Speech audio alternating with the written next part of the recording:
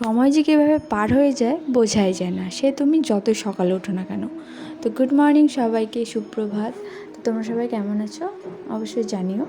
তো দিনটা ছিল মঙ্গলবার। আমি কিন্তু অনেক সকালে উঠেছিলাম, প্রায় 6:30টার মতো। তো উঠে আমি জামা কাপড় চেঞ্জ করে রান্নাঘরে ঢুকে গিয়েছিলাম। তো রান্নাবান্নার কাজ সমস্ত কিছু সেরে তো আমি চান করে নিয়েছিলাম। তার মধ্যে কিন্তু আমার ছেলে উঠে গেছে। তো ছেলে ছিল ঠাকুমার কাছে।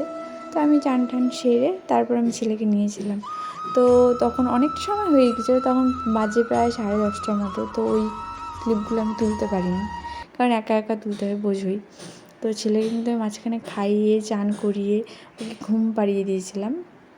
তো দেখো, ওকে ঘুম পাড়িয়ে এখন আমি কাজল টিপ পরিয়ে দেবো, কারণ ওকে জাগনা অবস্থাতে পড়ানো যায় না, খুবই চঞ্চল। তো মাথা খুব নড়াচড়া করে, তো আমি পড়াই না।